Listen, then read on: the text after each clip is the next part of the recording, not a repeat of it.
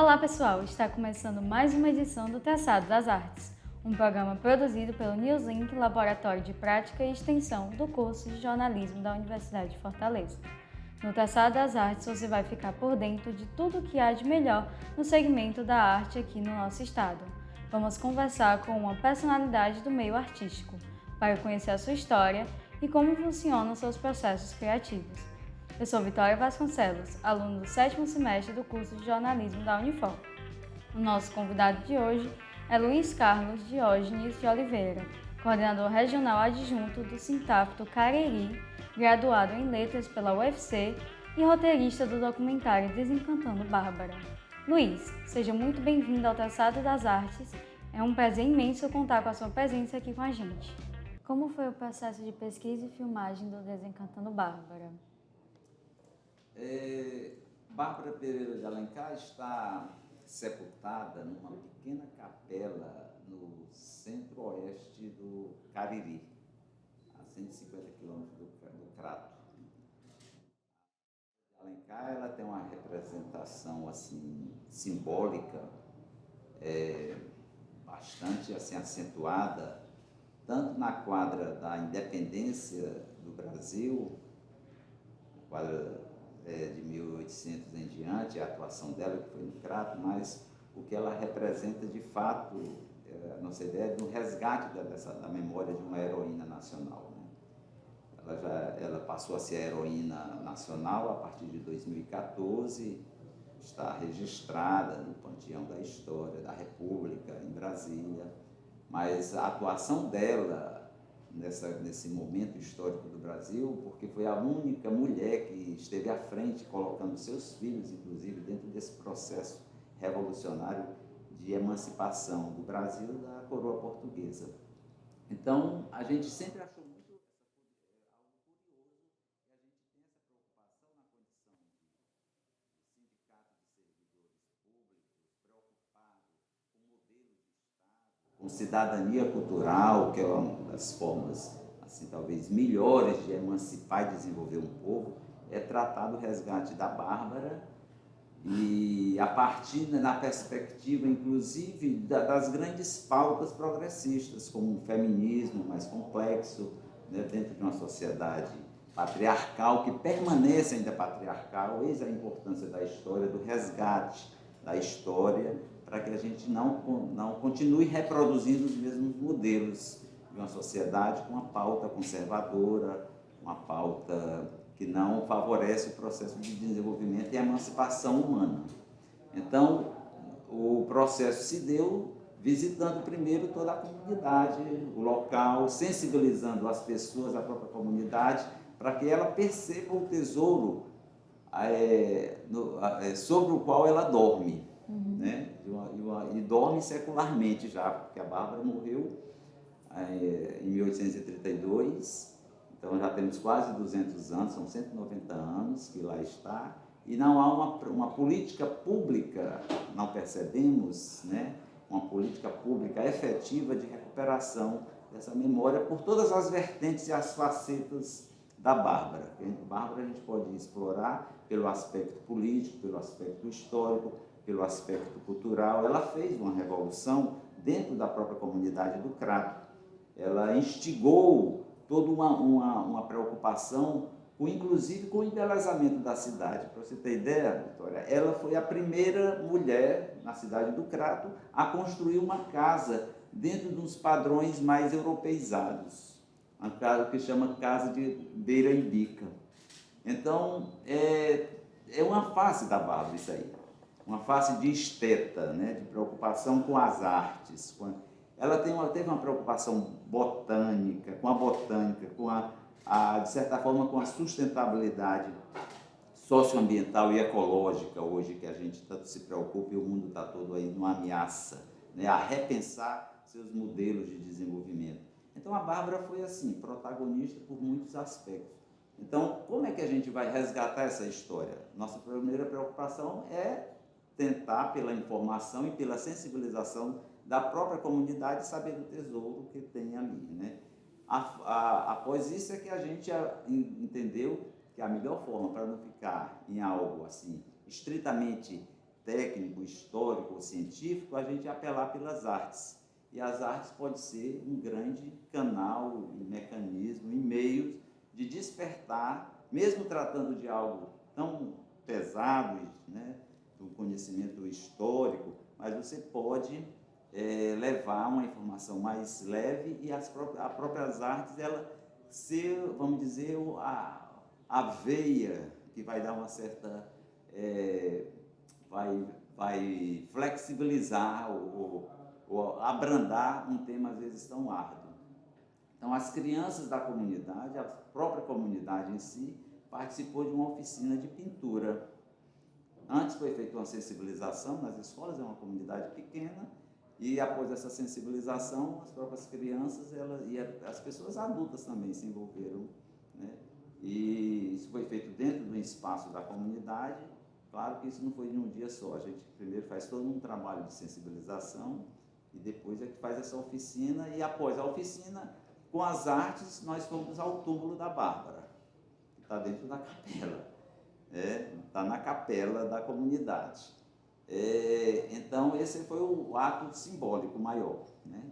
Então, a gente está há uns 3 meses já fazendo esse trabalho, e ele culminou com um curta-metragem de 13 minutos, que agora está sendo exibido já nos meios, nas mídias aí, já está inclusive no YouTube, numa página. Então, o processo todo foi mais ou menos esse, né? Iniciou algo que a gente, na condição de servidores públicos preocupados com o desenvolvimento consistente pela cultura, né?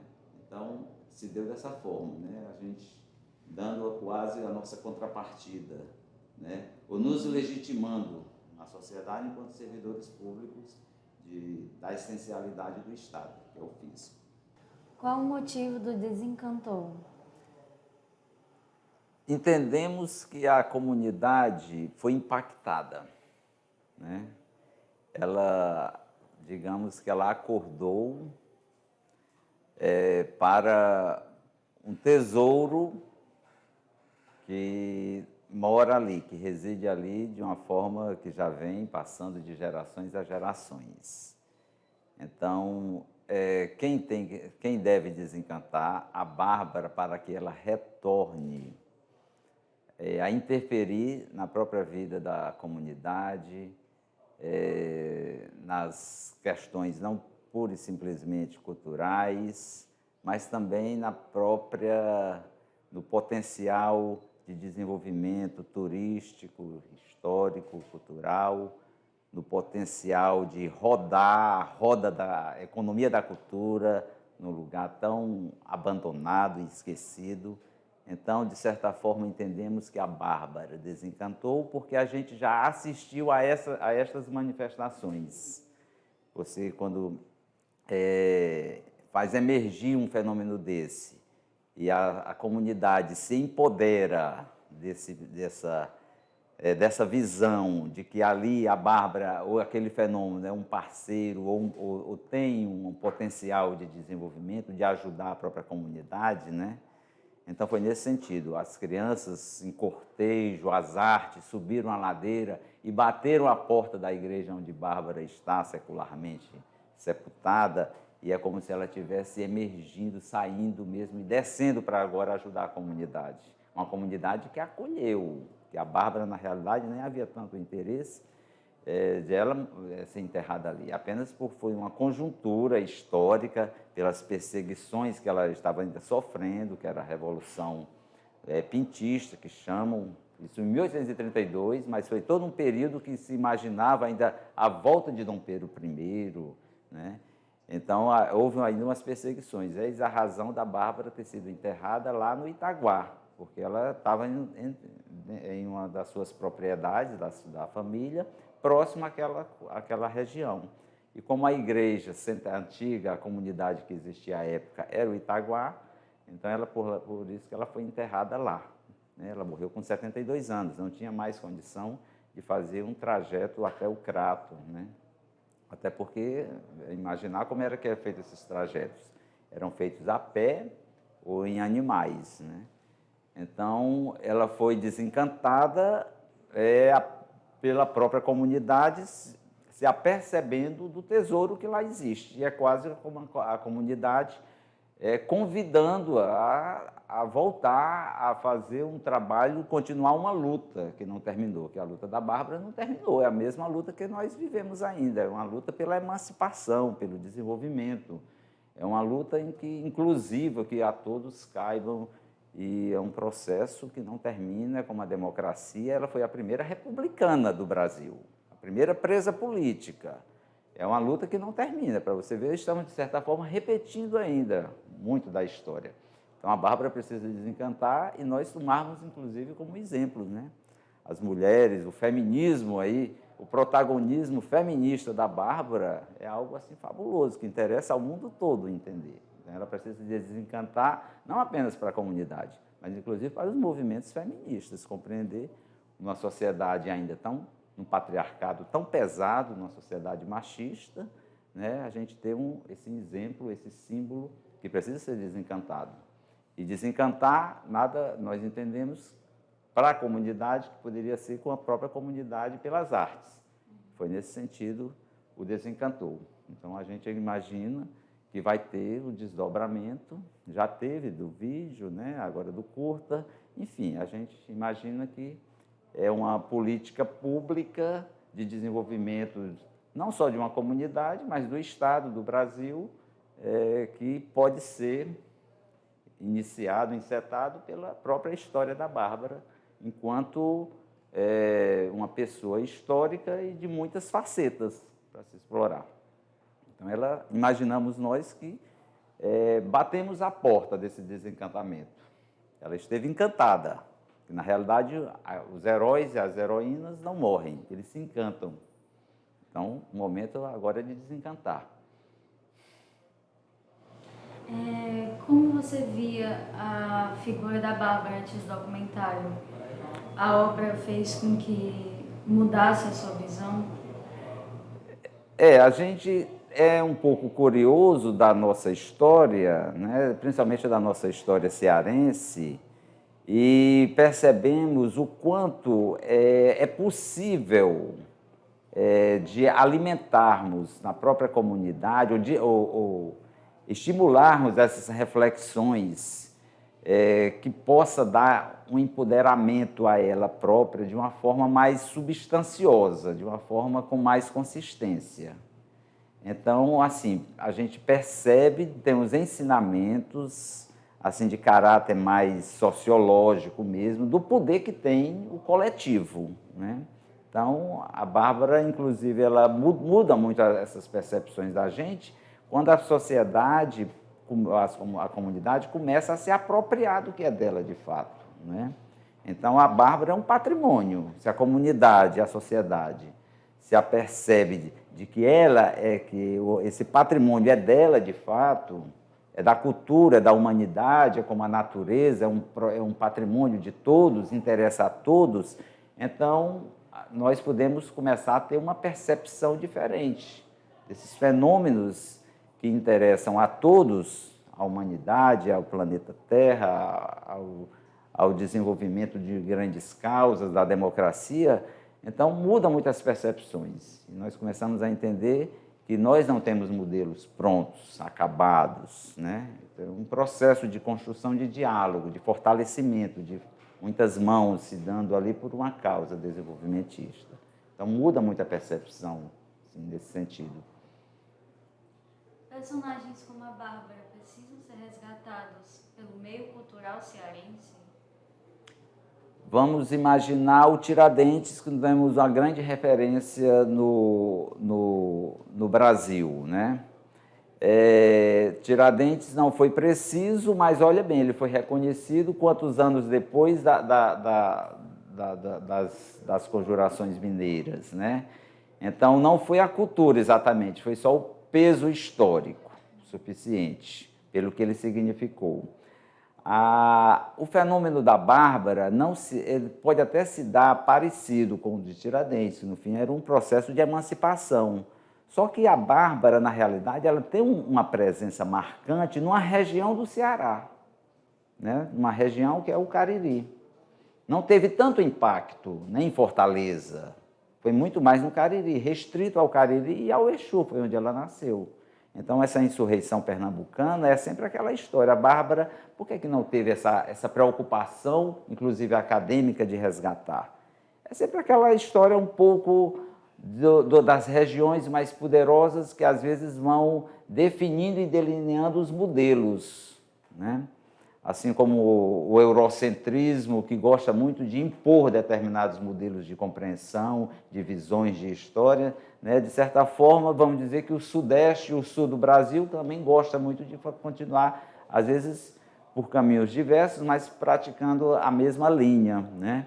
Então, nós entendemos que há necessidade de dar um impulso, não apenas, talvez, a energia da história do que a Bárbara fez não seja suficiente, a necessidade aí de agregar, e agregar algo muito relevante, que é a arte.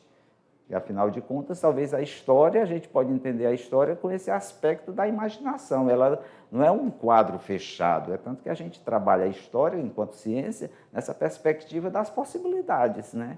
Então, a arte, ela agregou a história, enquanto ciência, mas no sentido de fortalecer uma luta, encampar um resgate que hoje interessa a todos, porque a Bárbara é um símbolo, e é um símbolo não simplesmente por ter sido mãe de quem foi, nem ter sido avó de quem foi. Ela é um símbolo de luz própria.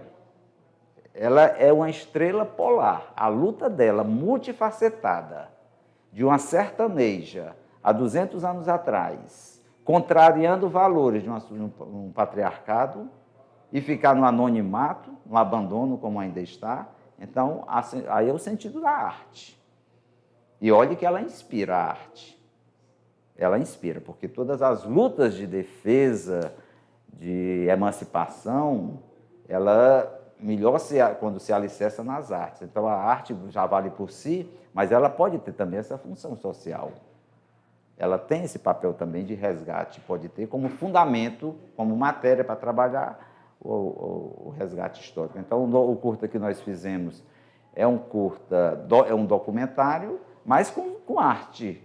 É uma preocupação. Para você ter ideia, nós desfechamos, o desfecho desse curta é a Bárbara descendo, armada para a realidade que está aí, mas, ao mesmo tempo, o sonho da gente subindo, né? A utopia de um mundo diferente, um mundo inclusivo que caiba a todos, um processo de desenvolvimento efetivo, de emancipação pela cultura e pela educação, pela informação. Então, nesse sentido, a arte pode se casar bem com a história, com as ciências, né? Na sinopse do seu livro, Água, Sustentabilidade e Direitos Fundamentais, o senhor fala de era ecológica. O que esse conceito significa? Nós saímos, o mundo todo, não é mais novidade para ninguém, há quase 50 anos, acordou para um problema de uma crise profunda, quase irreversível, e que ninguém sabe. Sabemos, claro, e tem base científica para vermos o que vai acontecer se nós não mudarmos a mentalidade e a nossa concepção e percepção do que somos em relação ao planeta Terra. Então, ingressamos, de fato, numa era que não é mais a era antropocêntrica, é uma era ecológica. Nós não podemos pensar mais naquela visão do racionalismo cartesiano, do iluminismo, de que o homem é o centro do universo, o homem é o dono do mundo, da natureza, essa percepção ela tem 2000 anos, é uma percepção que começou ainda lá com os socráticos, com Sócrates, e não foi alterada, ela foi intensificada, principalmente dentro da percepção do racionalismo e da física mecânica newtoniana, de que a natureza é um objeto de manipulação. Por isso que o homem se achou o dono da natureza. E essa era, ela tem um desfecho agora. Por força da crise ambiental profunda, se não alterarmos nossos hábitos e modelos de vida, nós sabemos do que haverá, já tem bases científicas para dizer isso, que podemos ter situações de colapso, né? Mas a questão é que não é simplesmente uma percepção como ato voluntário, de a era antropocêntrica chegou por força de uma percepção, de uma vontade humana de querer restaurar ou reequilibrar a natureza. Ela chegou por força da própria ciência, da física quântica, que muda totalmente os paradigmas epistemológicos. Você não é o dono do universo, você é fragmento, pedaço do universo, nós somos apenas isso. Os objetos da natureza não estão estáticos, passíveis de serem explorados pelos homens. Ele entra numa relação simbiótica. A quântica, quando veio, e veio de uma forma muito intensa na construção de todo o século XX, depois de quantos anos de modelo de uma física, de uma mecânica newtoniana, ela vem dizendo exatamente isso. Nós somos fragmentos, a nossa relação do conhecimento dos objetos, que a gente... não existe mais o objeto estático, ele te devolve informações, e o teu olhar sobre ele, quando eu estou olhando aqui para você ou para uma câmera, a gente vai alterando esse olhar, ele não é fixo nem é permanente, ele devolve também, algo que foi descoberto de uma forma revolucionária, essa é a quântica.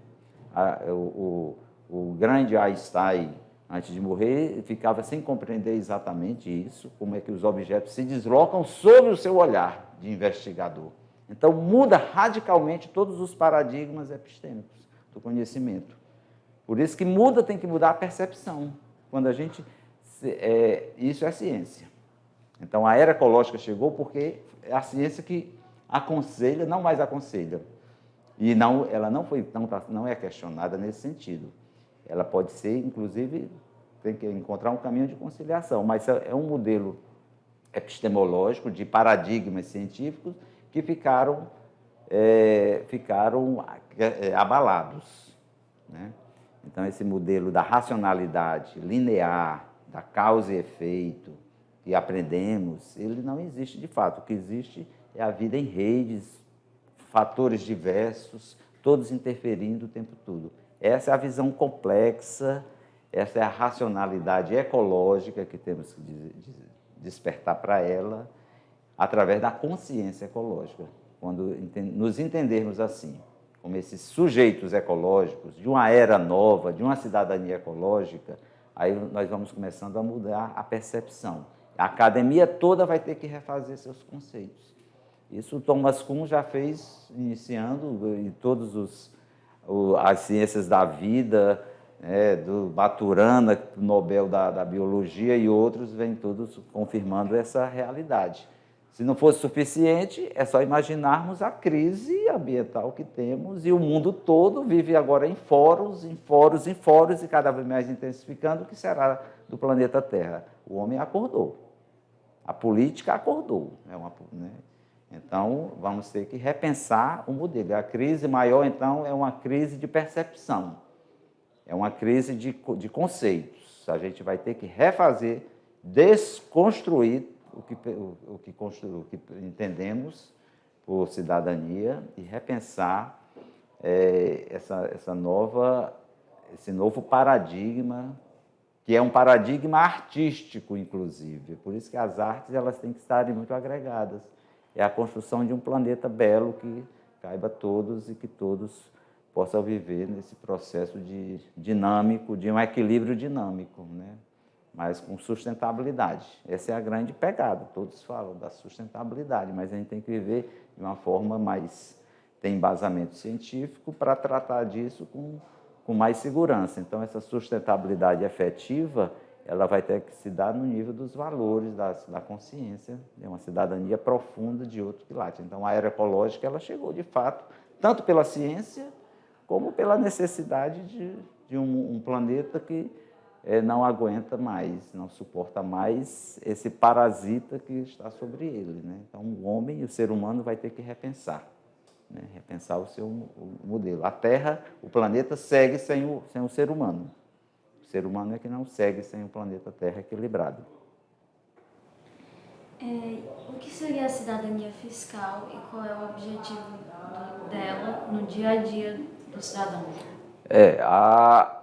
Todas as políticas públicas, todas as políticas de desenvolvimento se dão como o Estado sendo o indutor desse processo. O Estado socioambiental instaurado, o Estado de uma democracia plena que garanta todos os direitos de cidadania, se dá pela mão indutora, pelo menos protetora do Estado, por força de garantir os equilíbrios, né? Pelo menos o nível mínimo de dignidade a todos e de sustentabilidade da vida social. Então, a cidadania fiscal significa basicamente o quê? Quem é que financia o Estado de fato? Quem financia o Estado é a sociedade. Quem financia as políticas públicas elas são financiadas pela sociedade, pelos tributos, basicamente. Então, a cidadania fiscal é esse nível de consciência de que a sociedade é quem vai ter que garantir essas políticas públicas mantenedoras de um Estado, de uma sociedade equilibrada, né? Uma sociedade socioambientalmente equilibrada. A cidadania fiscal significa o que, de certa forma, os países desenvolvidos fazem. Quem garante essa cobertura tributária com maior volume, na realidade, é quem tem capacidade contributiva maior. Em outras palavras, essa capacidade contributiva é que tem que ser exercida. Nós temos que romper um ciclo de regressividade tributária.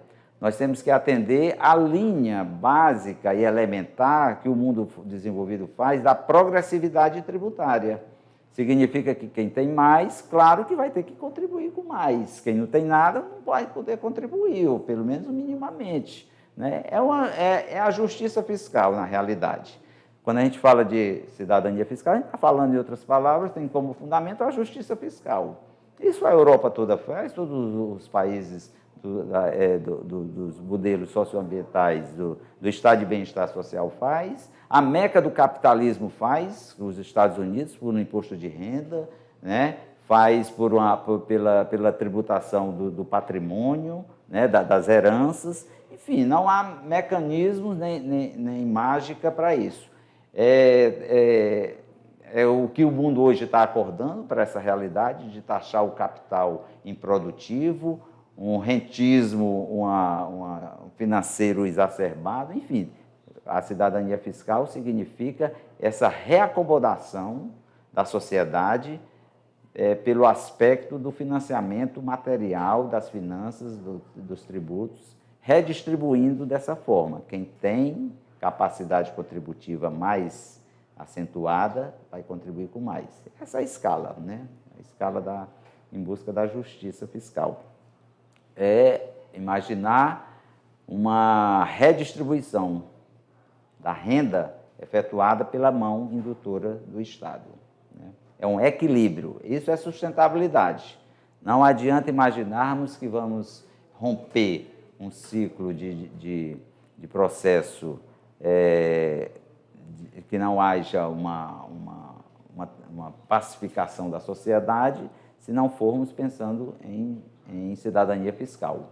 Ela não é simples, mas ela tem que ser tratada, inclusive nada melhor do que a própria sociedade se apoderar dessa discussão. A sociedade vai ter que se apoderar dessa discussão e não deixar às mãos simplesmente de seus representantes, que às vezes não representam tão bem seus interesses. Qual a importância do prêmio Sintaf de jornalismo para a categoria dos fazendários e o que representa para a relação com os jornalistas? Eu diria que o Sintaf-Jó, esse prêmio, ele interessa não exatamente ao sindicato em si, mas interessa ao país. Todas essas análises que a gente faz assim, de sustentabilidade socioambiental, de equilíbrio, de uma sociedade justa, equilibrada, de promoção, de desenvolvimento pela cidadania, tudo isso são matérias para serem bem compreendidas e que podem ser trabalhadas e chegando ao nível de todas as pessoas, né? Essa compreensão básica, elementar. Então, o jornalismo ele pode explorar essa temática de forma, no sentido visando essa sustentabilidade. Na realidade, então, não interessa exatamente ao Sintaf. É claro que nós nos orgulhamos, né, enquanto servidores públicos do Estado, de essencialidade do Estado, né? Mas essa percepção que a gente tem de devolvermos também, de alguma forma, para a sociedade, algum mecanismo em que a gente possa mobilizar ou interferir nessa compreensão do que se passa dentro, quase nos bastidores do Estado, essa relação, às vezes, inamistosa, né, entre tributos e cidadania. Se o cidadão paga tudo, nós, enquanto servidores do Estado, somos funcionários da sociedade, nós temos que devolver. Então, o nosso sindicato, Sintaf-Jó, com essa compreensão, imbuído dessa compreensão de que somos servidores antes do Estado, somos da sociedade, então a gente pode contribuir pela reflexão. Então, o prêmio, na realidade, ele visa estimular e aprofundar a reflexão, né, para que chegue e alcance a cidadania. Então, pelo jornalismo, feito com ciência, com reflexões profundas, com pesquisas, né, vai, de certa forma, eu acho que alicerçar essa cidadania que a gente almeja, que é a cidadania fiscal. Então, esse prêmio, assim, interessa, eu acho que a nós, claro, do sindicato, mas interessa, sobretudo, eu acho que ao Estado, à sociedade, ao jornalismo, um jornalismo ético, um jornalismo que tenha preocupação em informar, dar uma informação precisa, científica, né, abalizada, né, técnica, para que possa se pensar numa grande política de desenvolvimento. Então, é essa linha, a relação do prêmio, do jornalismo, com a cidadania fiscal, que, no fundo, é essa cidadania também que a gente imagina, cultural, cidadania ecológica. Na realidade, esse processo está muito, muito relacionado, muito imbricado, não há como apartar.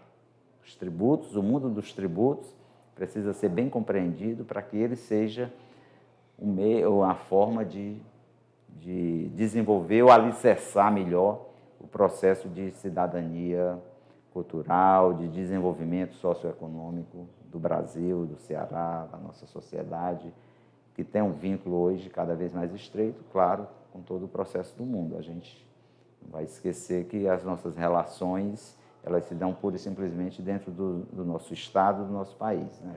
Por isso que é a importância de se abrir para essa perspectiva da cidadania ecológica. Ela é maior, mais urgente, cada vez mais urgente, está aí, é a pauta do dia, o mundo todo preocupado, e então a gente, através desse prêmio, que é tanto que os jornalistas podem explorar esse viés, essa vertente da cidadania ecológica, né? Os tributos, alcançando a cidadania ecológica, preocupação maior. Quando alcançarmos uma cidadania ecológica, é porque as outras já foram até atendidas, inclusive a fiscal. Gostaria de agradecer mais uma vez a sua presença, Luizinho.